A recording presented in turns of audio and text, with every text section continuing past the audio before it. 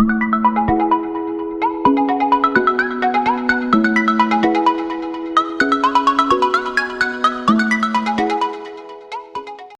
Next unit है हमारा compaction of soil. अब कंपैक्शन होता क्या है? कंपैक्शन सिंपली एक प्रोसेस है जिसमें हम सॉइल पार्टिकल्स को क्लोज अरेंजमेंट में ले आते हैं। ठीक है, कंपैक्शन एक प्रोसेस है जिसमें एक सॉइल पार्टिकल्स को क्लोज अरेंजमेंट ले आते हैं, क्लोजली ले आते हैं बाय मैकेनिकल मेथड्स, ताकि इस सॉइल मास में जो वाइड रेशो है वो कम हो और सॉइल मास की ड्राई डेंसिटी जो है वो इंक्रीज हो। ठीक है, मैं फिर से रिपीट करूंगा, कंपैक्शन एक प्रोसेस है जिसमें हम सॉइल मास के पार्टिकल्स को क्लोज ले आते हैं बाय मैकेनिकल मेथड से, ताकि सॉइल में जो वाइड रेशो जो है वो कम हो और सॉइल की ड्राई डेंसिटी जो है वो इंक्रीज हो। ठीक है, अब सॉइल में हम सॉइल पार्टिकल्स को क्लोजली लाते हैं बाय मैकेनिकल मेथड्स, जिनमें टैंपिंग आता है। ठीक है, बाय रैमर, टैंपिंग आता है रैमर की वजह से, रोलिंग आता है, रोलर से हम यूज करते हैं कंपैक्शन, या फिर वाइब्रेशंस आता है, वाइब्रेशन से हम सॉइल को कंपैक्ट करते हैं। ठीक है, अब जब सॉइल को हम कंपैक्ट करते हैं तो सॉइल को होता क्या है? सबसे पहले जब इसकी ड्राई डेंसिटी इंक्रीज होती है तब इसकी बेयरिंग कैपेसिटी भी इंक्रीज होगी और इसकी शेयर स्ट्रेंथ भी इंक्रीज होगी। इसी तरह जब कंपैक्शन से हम सॉइल में वाइड रेशो कम करते हैं तब इसकी परमेबिलिटी कम होगी और कंप्रेसिबिलिटी भी कम होगी। तो इन शॉर्ट जब हम सॉइल को कंपैक्ट करते हैं तब इसकी इंजीनियरिंग प्रॉपर्टीज इंप्रूव होती है। अब यहाँ पे क्वेश्चन अराइज होता है, what is the need of compaction? Compaction क्यों जरूरी है? मान लो हमें कोई स्ट्रक्चर कंस्ट्रक्ट करना है किसी सॉइल पे, तो सबसे पहले हम उस सॉइल को एनालाइज करते हैं। ठीक है, अगर सॉइल की बेयरिंग कैपेसिटी लो है, सॉइल हाईली कंप्रेसिबल है, तब हमारे पास दो ऑप्शंस होते हैं वहां पे। पहला ऑप्शन, ठीक है, हम वहां पे जाएंगे डी फाउंडेशंस के लिए, हम डी फाउंडेशंस वहां पे कंस्ट्रक्ट करेंगे सच एज पाइल्स। ठीक है, शैलो फाउंडेशंस हम यूज नहीं करेंगे वहां पे। लेकिन ये ऑप्शन बहुत महंगा है, क्योंकि जो डी फाउंडेशंस है ये इकोनॉमिकली फीजिबल नहीं होते हैं, ये काफी एक्सपेंसिव होते हैं। अब दूसरा ऑप्शन क्या है हमारे पास? दूसरा ऑप्शन ये है हमारे पास कि हाँ, ये जो सॉइल वहां पे है हम इसकी इंजीनियरिंग प्रॉपर्टीज को इंप्रूव करें।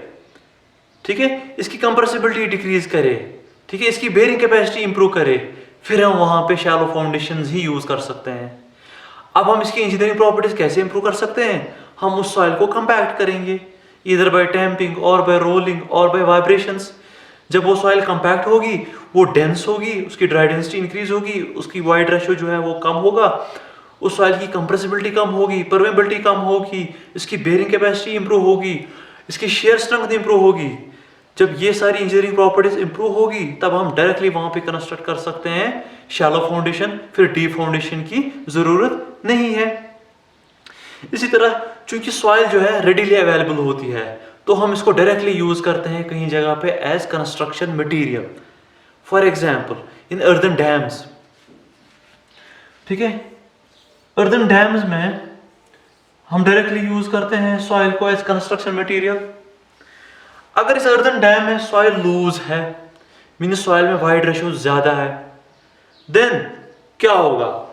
इस अपस्ट्रीम साइड से पानी सीप करेगा थ्रू दिस अर्दन डैम और पास होगा थ्रू दिस डाउनस्ट्रीम साइड। ठीक है, मैंने कहा चूंकि अर्थ जो है रेडीली अवेलेबल है, इसको हम यूज करते हैं directly as construction material.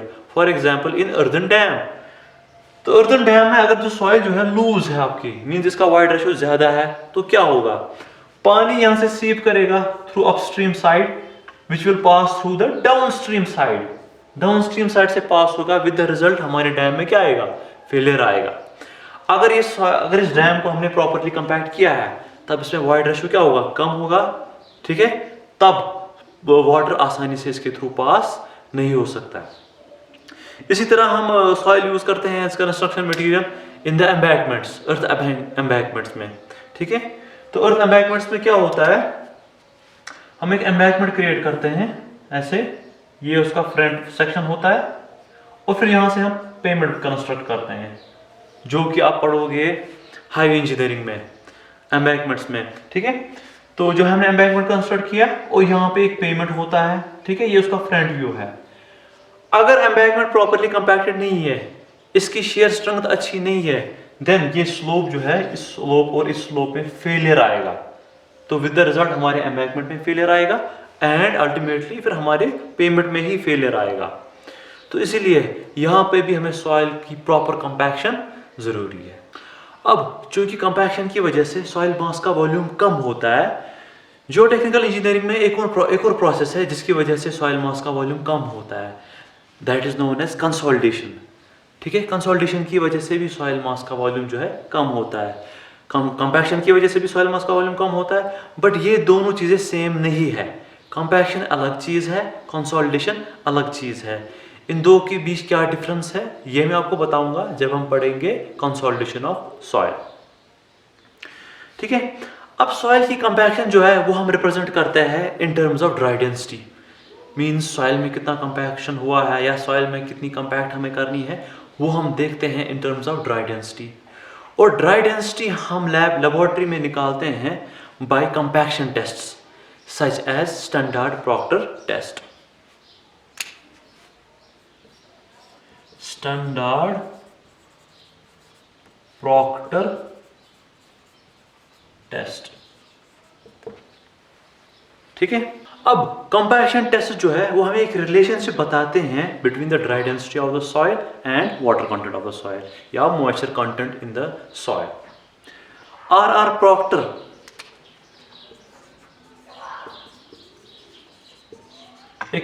Procter एक इंजीनियर थे। उन्होंने 1933 में दिखाया कि अगर आप एक सॉइल को कंपैक्ट कर रहे हो with constant compaction energy, means अगर आपके पास एक सॉइल मास है जिसको आप कंपैक्ट कर रहे हो और आप मान लो आप इसको कंपैक्ट कर रहे हो बाय रैमर जिसका वेट 1 kg है, ठीक है, और उसकी हाइट ऑफ ड्रॉप जो है आप कांस्टेंट रख रहे हो, मान लो 200 mm, ठीक है। तो जब इसको कंपैक्ट कर रहे हो सॉइल को तो आप ये रैमर इस हाइट तक उठाते हो फिर ड्रॉप करते हो, इस हाइट तक उठाते हो फिर ड्रॉप करते हो। तो ये हो गया कांस्टेंट कंपैक्शन एनर्जी प्रोवाइड करना। तो मान लो, तो प्रॉक्टर ने कहा अगर आपके पास एक सॉइल मास है और उसको कंपैक्ट कर रहे हो विद कांस्टेंट कंपैक्शन एनर्जी, तो वहां पे एक डेफिनेट रिलेशनशिप है between the dry density achieved in the soil and moisture content present in the soil. Proctor ने कहा कि वहां पे एक डेफिनेट रिलेशनशिप है कि ड्राई डेंसिटी कितनी अचीव हो रही है सॉइल में और मॉइस्चर कंटेंट कितना प्रेजेंट है सॉइल में। उसने देखा किसी मॉइस्चर कंटेंट पे एक सॉइल मास में डेंसिटी जो है, सॉइल मास ड्राई की डेंसिटी मैक्सिमम हो जाती है, ठीक है। उसने देखा, प्रॉक्टर ने बताया कि किसी मॉइस्चर कंटेंट पे ड्राई डेंसिटी सॉइल की जो है वो मैक्सिमम होती है but for constant compaction energy, ठीक है। उस मॉइस्चर कंटेंट को हम कहते हैं ऑप्टिमम मॉइस्चर कंटेंट या ऑप्टिमम वाटर कंटेंट।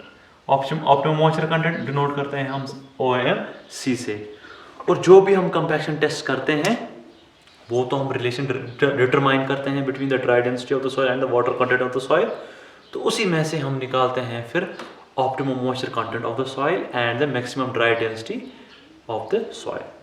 अब जो कंपैक्शन टेस्ट प्रॉक्टर ने बताया उसको हम कहते हैं स्टैंडर्ड प्रॉक्टर टेस्ट। अब प्रॉक्टर ने क्या इक्विपमेंट बताए? सबसे पहले प्रॉक्टर ने एक स्टील का मोल्ड लिया, ठीक है, एक स्टील का मोल्ड लिया उसने।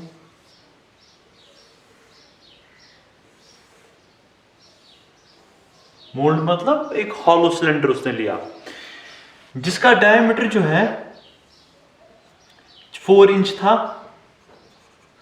इसकी हाइट जो है वो 4.6 इंच थी, ठीक है। इसकी जो कैपेसिटी थी, इस मोल्ड की जो वॉल्यूम था वो था 1/30 क्यूबिक फुट, ठीक है। इसके अलावा यहां बॉटम पे एक डिटैचेबल बेस प्लेट था, ठीक है, जिसपे हम इस मोल्ड को रखते हैं। इसके अलावा टॉप पे एक कॉलर था, ठीक है, टॉप पे एक कॉलर था जो अटैच होता था मोल्ड के साथ। इसकी हाइट जो है 2 इंच थी और इसकी इंटरनल डाया भी जो था वो भी था 4 इंच। इसके अलावा प्रॉक्टर ने जो रैमर यूज किया, उसका जो वेट था रैमर का वो था 5.5 पाउंड। कंपैक्शन करने के लिए जो प्रॉक्टर ने रैमर यूज किया उसका वेट था 5.5 पाउंड, और उसकी जो हाइट ऑफ ड्रॉप थी वो थी 12 इंच। वो 5.5 रैमर जो है ड्रॉप होता था from a height of 12 inch. Now IS 2720 part 7, इन्होंने बताया कि इन्होंने रिकमेंड किए dimensions of the Proctor apparatus as, जो डाया है प्रॉक्टर मोल्ड का वो हम 100 mm लेंगे। इसकी जो हाइट है वो लेंगे 127.3 mm। ठीक है, इसकी जो कैपेसिटी है, वॉल्यूम जो है इसका वो है 1000 ml। ठीक है, इसी तरह रैमर का जो वेट है वो रिकमेंड किया IS ने 2.6 kg। हाइट ऑफ ड्रॉप जो है वो 310 mm।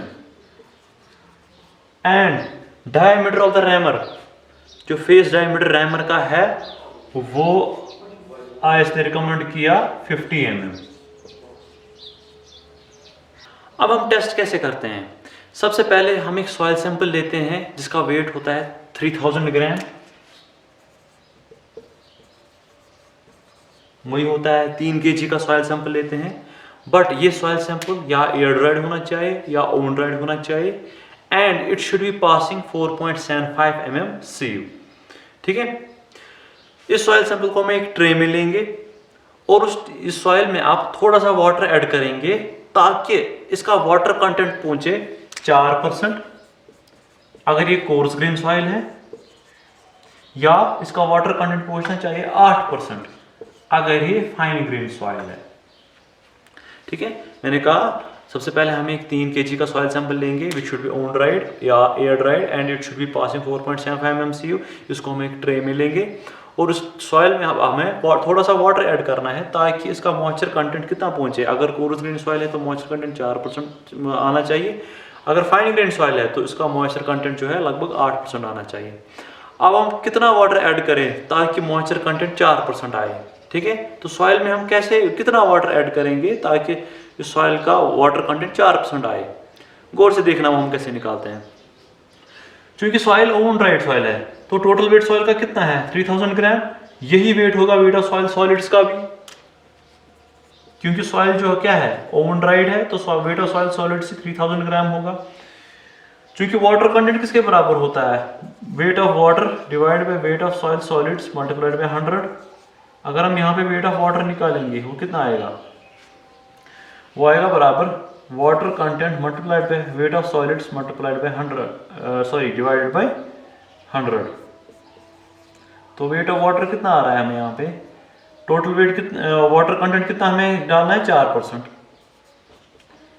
तो वेट ऑफ सॉइल सॉलिड्स कितना है 3000 डिवाइड बाय 100, तो ये कितना आ रहा है, तो आएगा 120 ग्राम।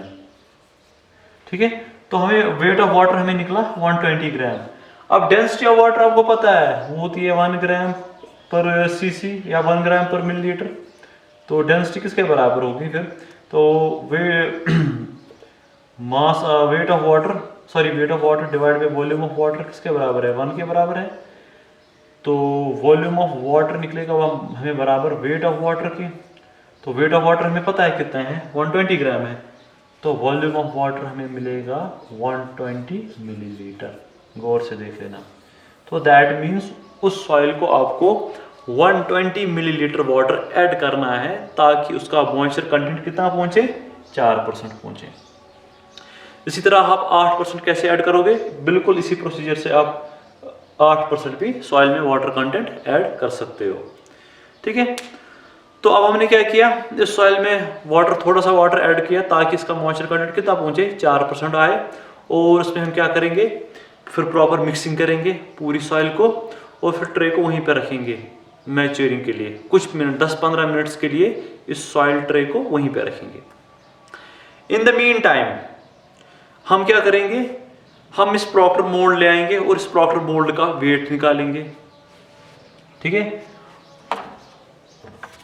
मान लो इस प्रॉक्टर मोल्ड का वेट जो है M1 आया। ठीक है, उसके बाद हम क्या करेंगे, इस प्रॉक्टर मोल्ड को हम बेस प्लेट कनेक्ट करेंगे नीचे से और टॉप पे कॉलर कनेक्ट करेंगे। ठीक है, और प्रॉपर ग्रीसिंग करेंगे, अंदर से प्रॉपर ग्रीसिंग करेंगे, क्लीनिंग करेंगे और ग्रीसिंग करेंगे ताकि सॉइल सरफेस के साथ स्टिक ना हो। ठीक है, इस वजह से हम अंदर से इसमें ग्रीसिंग करते हैं थोड़ी सी। अब उसके बाद हम क्या करते हैं, ये जो सॉइल हमारी ट्रे पे है इसको हम डालते हैं इसी मोल्ड में, बट ऐसे ही नहीं डालते हैं, हम 3 लेयर्स में डालते हैं, 3 लेयर्स में हम डालते हैं, such that each layer occupies 1/3 of its volume.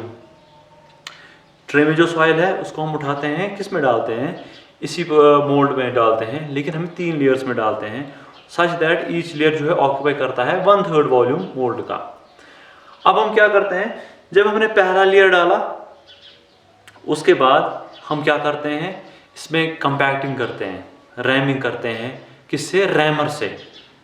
और उस रैमर का वेट कितना होता है, 2.6 kg आपको पता है, और उसकी हाइट ऑफ ड्रॉप कितनी होती है, वो होती है 310 mm, वो भी आपको पता है। ठीक है, अब कितने ब्लोज देते हैं इस रैमर से, 25 नंबर ऑफ ब्लोज। ठीक है, मैंने कहा जब पहली लेयर के हम डालते हैं सॉइल इस मोल्ड में, उसके बाद हम उसको ब्लोज देते हैं रैमर से। कितने ब्लोज देते हैं, 25 ब्लोज देते हैं। रैमर का वेट कितना होता है, 2.6 kg होता है, हाइट कितनी होती है, 310 mm होती है, और रैमर का डाया कितना होता है, रैमर का डाया वो 50 mm का होता है। तो पूरी सरफेस पे इसको हम ब्लोज देंगे, 25 नंबर ऑफ ब्लोज इवनली देंगे हर पूरी सरफेस पे। ठीक है, उसके बाद फिर 2/3 लेयर, नेक्स्ट लेयर हम डालेंगे सॉइल का इस मोल्ड में। ठीक है, उसको भी हम रैमर से उसको भी हम ब्लोज देंगे रैमर से। कितने number of blows, 25 number of blows.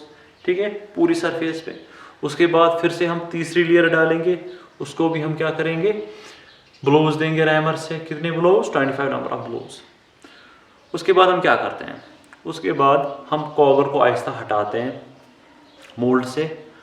जो वहाँ पे एक्स्ट्रा सॉइल आ रही है अबो द मोल्ड के ऊपर जो एक्स्ट्रा सॉइल आ रही है वो हम कट करेंगे बाय शार्प एज से कट करेंगे। ठीक है, इसके अलावा अब नीचे से बेस प्लेट भी हम बाहर निकालेंगे आहिस्ता आहिस्ता से, और नीचे से भी जो एक्स्ट्रा सॉइल आ रही है अबलो मोल्ड, वो भी हम कट करेंगे, थोड़ी सी शार्प एज से कट करेंगे। ठीक है, अब इस मोल्ड कंटेनिंग सॉइल का हम वेट निकालेंगे। ठीक है, मोल्ड कंटेनिंग सॉइल का हम वेट निकालेंगे। तो मान लो वो आया M2। ठीक है, M1 किसका वेट था, खाली मोल्ड का। M2 किसका वेट है, मोल्ड कंटेनिंग सॉइल का। तो हमें किसका मिलेगा, मास ऑफ सॉइल मास निकलेगा हमें, वो किसके बराबर होगा, M2 - M1। ठीक है, वेट ऑफ सॉइल मास हमें मिलेगा M2 - M1। इसके बाद चूंकि हमें वॉल्यूम ऑफ द मोल्ड पता है कितना है, 1000 cc है या 1000 ml है, चूंकि इस सॉइल का भी वेट कितना होगा, इस सॉइल का भी वॉल्यूम कितना होगा, 1000 ml का होगा। इस सॉइल का भी उतना ही वॉल्यूम होगा जितना इस मोल्ड का वॉल्यूम है। ठीक है, सॉइल का वेट हमने निकाला, वॉल्यूम भी हमें पता है, तो हम निकाल सकते हैं बल्क डेंसिटी इस सॉइल की। तो बल्क डेंसिटी किसके बराबर आएगा, mass of soil divide by volume of soil. Mass of soil यहाँ से मिला, वॉल्यूम ऑफ सॉइल हमें मिला वॉल्यूम ऑफ द मोल्ड से। अब इसके बाद हम क्या करते हैं, इस मोल्ड में से थोड़ा सा सॉइल सैंपल निकालते हैं और उसका मॉइस्चर कंटेंट निकालते हैं लैब में। ठीक है, वहीं पे लैब में ही इसका मॉइस्चर कंटेंट निकालते हैं। मान लो वो मॉइस्चर कंटेंट W आया। ठीक है, तब फिर ड्राई डेंसिटी हम निकालते हैं सॉइल की, रो डी, वो किसके बराबर होगा बराबर रो डिवाइडेड बाई 1 + W। तो ये हमें ड्राई डेंसिटी मिली सॉइल की, जो कि किस में है, उस मोल्ड में।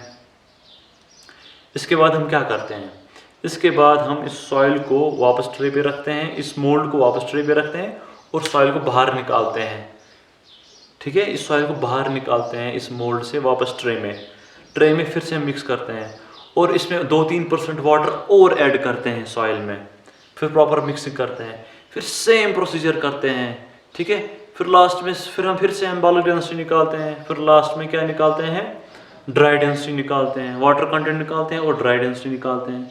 फिर से हम क्या करते हैं, फिर से इस मोल्ड को हम ट्रे पे रखते हैं, फिर से सॉइल को वापस पोर करते हैं ट्रे में, मिक्सिंग करते हैं, 2-3% वाटर कंटेंट और ऐड करते हैं ट्रे में, सॉइल में। फिर से हम इसको क्या करते हैं, किस में डालते हैं, मोल्ड में डालते हैं, 3 लेयर्स में डालते हैं वगैरह वगैरह, सेम प्रोसीजर फिर से करते हैं। फिर लास्ट में हम क्या निकालते हैं, वाटर कंटेंट निकालते हैं, फिर हम ड्राई डेंसिटी निकालते हैं सॉइल का, सेम प्रोसीजर हम करते हैं। इसी तरह हम 4-5 रीडिंग्स निकालते हैं कि किस किस की, एक तो ड्राई डेंसिटी की और वाटर कंटेंट की, सॉइल की, ये हम 5-6 रीडिंग्स निकालते हैं। अब हम readings of the product test को प्लॉट करते हैं एक ग्राफ पे। रीडिंग क्या क्या मिली हमें, डिफरेंट वाटर कंटेंट्स के लिए डिफरेंट ड्राई डेंसिटी मिली, ये हमें ग्राफ पे प्लॉट करेंगे, जो कि होगा between water content of the soil and dry density of the soil. तो वो कुछ पॉइंट्स ऐसे आएंगे, ठीक है। इन पॉइंट्स को, इन 2 पॉइंट्स को आप स्ट्रेट लाइन से ज्वाइन करोगे, इन 2 को भी स्ट्रेट लाइन से ज्वाइन करोगे और बीच में आप एक फ्री हैंड कर्व से ज्वाइन करोगे, ठीक है। बीच में आप फ्री हैंड कर्व से आप ज्वाइन करोगे, तो आपको ये वाला पॉइंट मिला। अगर आप देखोगे इस वाले पॉइंट में ड्राई डेंसिटी जो सॉइल की वो मैक्सिमम होगी। इस पॉइंट पे जो वाटर कंटेंट होगा, इस ड्राई डेंसिटी पे जो वाटर कंटेंट होगा वही होगा हमारा ऑप्टिमम मॉइस्चर कंटेंट। तो यहाँ पे जो वाटर कंटेंट होगा वो होगा हमारा ऑप्टिमम मॉइस्चर कंटेंट। तो अगर आप इस ग्राफ पे देखोगे, हमें पता चलता है कि जब सॉइल में वाटर कंटेंट इंक्रीज हो रहा है तो ड्राई डेंसिटी भी इंक्रीज हो रही है until it reaches its maximum value। उसके बाद अगर आप वाटर कंटेंट इंक्रीज कर रहे हो, अब ड्राई डेंसिटी इंक्रीज नहीं हो रही है बल्कि अपोजिट डिक्रीज ही हो रही है, ठीक है। तो means up to optimum moisture content, जितना सॉइल मास है वाटर कंटेंट इंक्रीज कर रहे हो, ड्राई डेंसिटी भी इंक्रीज हो रही है। But after moisture content, after optimum moisture content, अगर आप वाटर कंटेंट फिर से इंक्रीज कर रहे हो तो सॉइल मास की ड्राई डेंसिटी भी डिक्रीज हो रही है। अब ऐसा क्यों होता है, गौर से सुनना। जब सॉइल मास में water content optimum moisture content से कम होता है, तब सॉइल जो है वो स्टिफ होती है, सॉइल पार्टिकल्स स्टिफ होते हैं, ठीक है। उससे काफ़ी ज़्यादा वाइड स्पेसेस होती है, जिस वजह से इसकी ड्राई डेंसिटी जो है वो कम होती है। अब जब इसमें वाटर ऐड होता है तो सॉइल पार्टिकल्स लुब्रिकेट होते हैं, वो स्लाइड करते हैं एक दूसरे पे और एक्योर करते हैं एक क्लोज्ड कॉन्फ़िगरेशन, ठीक है। एक डेंसली पैक्ड कॉन्फ़िगरेशन वो एक्योर करते हैं, ठीक है। मैंने कहा जब आप वाटर कंटेंट ऐड करते हो सॉइल में तो सॉइल पार्टिकल्स लुब्रिकेट करते हैं, वो एक दूसरे पे स्लिप करते हैं, स्लाइड करते हैं और डेंसली एक्योर्ड कॉन्फ़िगरेशन एक्योर करते हैं, मींस डेंसली पैक्ड हो जाते हैं, जिस वजह से सॉइल मास की जो ड्राई डेंसिटी है वो इंक्रीज होती है। अब अगर आप सॉइल में water content optimum moisture content से ज्यादा चला गया, तब क्या होता है, तब फिर से सॉइल पार्टिकल्स मूव करते हैं और वो स्पेस जो पहले सॉइल पार्टिकल ऑक्यूपाई करता, अब वो वाटर ऑक्यूपाई करता है, ठीक है। विद द रिजल्ट सॉइल मास में ड्राई डेंसिटी फिर से डिक्रीज होती है, ठीक है। मैंने कहा अब अगर सॉइल मास में water content optimum moisture content से ज्यादा चला गया, तब क्या होगा, फिर से सॉइल पार्टिकल्स मूव करेंगे और वो स्पेस जहां पे पहले सॉइल पार्टिकल हुआ करता था, ठीक है, या जहां पे सॉइल पार्टिकल हो सकता था, अब वहां पे सॉइल पार्टिकल नहीं है, अब वहां पे वाटर है, जिस वजह से सॉइल मास में ड्राई डेंसिटी क्या हो जाएगी, फिर से डिक्रीज हो जाएगी। अब सॉइल की ड्राई डेंसिटी हम इस इक्वेशन से भी निकाल सकते हैं, rho D is equal to g/w divided by 1 plus e. आपको पता है ES is equal to WG, ये इक्वेशन भी आपको पता है, तब हमें E का वैल्यू मिलेगा किसके बराबर, WG/S। इस इक्वेशन में यूज कर लो तो rho D is equal to g/w divided by 1 plus WG/S। इस इक्वेशन से भी हमें सॉइल की ड्राई डेंसिटी मिल सकती है। अब अगर हम देखेंगे इस कंपैरिजन कर्व की तरफ, तो at water content optimum moisture content हमें मैक्सिमम ड्राई डेंसिटी का वैल्यू मिल रहा है, ठीक है। ऑप्टिमम मॉइस्चर कंटेंट पे हमें मैक्सिमम ड्राई डेंसिटी का वैल्यू मिल रहा है। अब अगर आप बोलोगे आपके पास कोई वाटर कंटेंट है, सॉइल किसी वाटर कंटेंट पे है, W1 पे है, जो लेस देन है ऑप्टिमम मॉइस्चर कंटेंट से, और आप बताओगे मुझे इसी वाटर कंटेंट पे सॉइल में मैक्सिमम ड्राई डेंसिटी चाहिए, ठीक है, मैंने कहा अगर हम सॉइल पे देखेंगे ऑप्टिमम मॉइस्चर कंटेंट पे मैक्सिमम ड्राई डेंसिटी में मिलती है। अब आपके पास सॉइल में है जिसमें वाटर कंटेंट W1 है जो कि कम है ऑप्टिमम मॉइस्चर कंटेंट से, और आप बताओगे कि मुझे इसी पॉइंट पे मैक्सिमम ड्राई डेंसिटी चाहिए। तो आप क्या करोगे, इसी वाटर कंटेंट पे सॉइल को कंपैक्ट करोगे। अब कितना कंपैक्ट करोगे कि सॉइल जो वहाँ पे सैचुरेटेड बन जाएगी। ठीक है, सॉइल सैचुरेटेड होगी। जब सॉइल सैचुरेटेड होगी तो इस इक्वेशन में देखो डिग्री ऑफ सैचुरेशन 100% होगा, तो हमारी ड्राई डेंसिटी क्या होगी, वो मैक्स होगी। वो किसके बराबर आएगी, g⍴w divide by 1 plus wg, ये आएगी maximum dry density at water content W1। But ये जो ड्राई डेंसिटी होगी ये जो मैक्सिमम ड्राई डेंसिटी होगी ये थ्योरेटिकल होगी, आइडियल होगी। क्यों, क्योंकि इस वाटर कंटेंट W1 पे आप सॉइल में 100% सैचुरेशन नहीं ला सकते हो। ठीक है, आप सॉइल में 100% एयर को बाहर नहीं निकाल सकते हो, इसलिए इस ड्राई डेंसिटी को हम कहते हैं थ्योरेटिकल मैक्सिमम ड्राई डेंसिटी, या इसको हम कहते हैं zero air wide density which is denoted by ZAVD। ठीक है, मैं फिर से रिपीट करूंगा। मैंने कहा अगर हम किराए पे देखेंगे तो ऑप्टिमम मॉइस्चर कंटेंट पे हमें ड्राई डेंसिटी का वैल्यू मिल रहा है। अगर आपके पास सॉइल में वाटर कंटेंट W1 है जो कम है ऑप्टिमम मॉइस्चर कंटेंट से, और आप बोल रहे हो कि नहीं मुझे इसी वाटर कंटेंट पे सॉइल में मैक्सिमम ड्राई डेंसिटी लानी है, तो आप क्या करोगे, उसी वाटर कंटेंट पे सॉइल को इतना कंपैक्ट करोगे कि सॉइल सैचुरेटेड चली जाएगी, सैचुरेटेड बन जाएगी। फिर हम इस इक्वेशन में देखेंगे तो इस इक्वेशन से आपको क्या मिलेगी, ड्राई डेंसिटी का मैक्सिमम ड्राई डेंसिटी का वैल्यू मिलेगा g⍴w divide by 1 plus wg। मगर ये जो आपको ड्राई डेंसिटी का वैल्यू मिलेगा ये थ्योरेटिकल होगा, आइडियल होगा, हाइपोथेटिकल होगा। क्यों, क्योंकि इस वाटर कंटेंट पे आप सॉइल में 100% सैचुरेशन नहीं ला सकते हो। ठीक है, आप 100% एयर वॉइड सॉइल से बाहर नहीं निकाल सकते हो, इसलिए ये थ्योरेटिकल है, हाइपोथेटिकल है।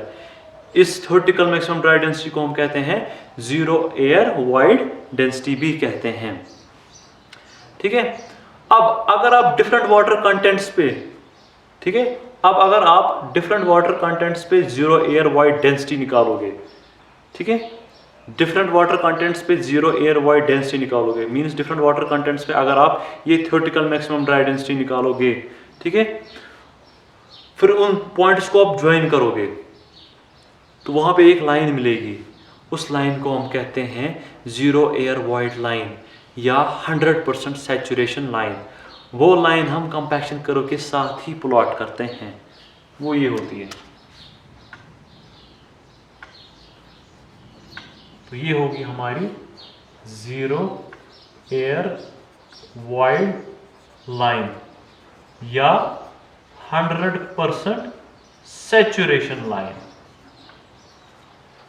ठीक है, मैंने कहा अगर आप डिफरेंट वाटर कंटेंट्स पे आप निकालोगे ये जीरो एयर वाइड डेंसिटी, या डिफरेंट वाटर कंटेंट्स पे आप निकालोगे मैक्सिमम थ्योरेटिकल ड्राई डेंसिटी, फिर उन पॉइंट्स को आप ज्वाइन करोगे तो वहाँ पे आपको एक लाइन मिलेगी जिसको हम कहते हैं जीरो एयर वाइड लाइन या 100% सैचुरेशन लाइन। तो वो 100% सैचुरेशन लाइन हम प्लॉट करते हैं कंपैक्शन कर्व के साथ ही, तो वो ये वाली लाइन है। ठीक है, इसी तरह कभी कभी हम रिप्रेजेंट करते हैं इस saturation zero air wide line को हम रिप्रेजेंट करते हैं in terms of percentage air wide. ठीक है, कभी कभी इस जीरो एयर वाइड लाइन को हम रिप्रेजेंट करते हैं in terms of percentage air void. तो आपको पता है relation rho D is equal to 1 minus percentage air void into g⍴w divided by 1 plus wg, एक रिलेशन है। ठीक है, अगर आपको थ्योरेटिकल मैक्सिमम ड्राई डेंसिटी निकालनी है तो आप इस इक्वेशन से भी निकाल सकते हो। ठीक है, कैसे निकाल सकते हो, फॉर 100% सैचुरेशन एन ए का वैल्यू क्या आएगा, 0 आएगा, तो rho D max theoretical max का वैल्यू क्या आएगा, वो आएगा g⍴w divide by 1 plus wg। ठीक है, तो ये था जीरो एयर वाइड लाइन। इसी तरह हम 90% सैचुरेशन लाइन भी निकाल सकते हैं, 80% सैचुरेशन लाइन भी निकाल सकते हैं, या 70% सैचुरेशन लाइन भी निकाल सकते हैं। कैसे निकाल सकते हैं, तो हर किसी वाटर कंटेंट पे आप निकालोगे ड्राई डेंसिटी कैसे, वो आएगा 0W divided by 1 plus WG/S। ठीक है, अगर आप थ्योरेटिकल ड्राई डेंसिटी निकालोगे एट 90% सैचुरेशन, तब आपका S का वैल्यू 0.9 देना है, तो हर किसी वाटर कंटेंट पे निकालना है। ठीक है, फिर उस लाइन को हम ज्वाइन करते हैं तो वो आएगी हमारी 90% सैचुरेशन लाइन। अगर हम ग्राफ पे देखेंगे तो वो कुछ ऐसे आती है, 90% सैचुरेशन लाइन। ठीक है, इसी तरह अगर 80% सैचुरेशन लाइन भी हम प्लॉट कर सकते हैं। कैसे, हम पहले ड्राई डेंसिटी निकालेंगे, थ्योरेटिकल ड्राई डेंसिटी निकालेंगे at different water contents when the saturation is 80%, इस इक्वेशन से। ठीक है, फिर उन पॉइंट्स को हम प्लॉट करेंगे, फिर उनको ज्वाइन करेंगे तो कुछ ऐसे आ रही है हमारी 80% सैचुरेशन लाइन। ठीक है, अब एक चीज़ का याद ख्याल रखना, हम सॉइल को 100% सैचुरेट कभी नहीं कर सकते हैं। ठीक है, सॉइल में से कुछ ना कुछ एयर वॉइड्स जो है हमेशा रहते हैं, even at optimum moisture content भी। ठीक है, ये जो थ्योरेटिकल, ये जो जीरो एयर वॉइड लाइन है, ये सिंपली हाइपोथेटिकल लाइन है जो मैंने आपको कहा। ठीक है, अगर हम देखेंगे अब आप कहोगे सर ऑप्टिमम मॉइस्चर कंटेंट पे फिर सॉइल जो है सैचुरेटेड होगी, 100% सैचुरेटेड होगी? बिल्कुल नहीं। ऑप्टिमम मॉइस्चर कंटेंट पे जो हमें मैक्सिमम ड्राई डेंसिटी मिलती है, वहाँ पे सॉइल की जो सैचुरेशन होती है वो होती है अराउंड अबाउट 80 to 85%। वहाँ पे भी हमें सॉइल जो है 100% सैचुरेट नहीं होती है। हाँ, सैंड्स की बात अलग है, सैंड्स में हमारी सॉइल जो है वो 100% सैचुरेट होती है, वो आप आगे पढ़ोगे।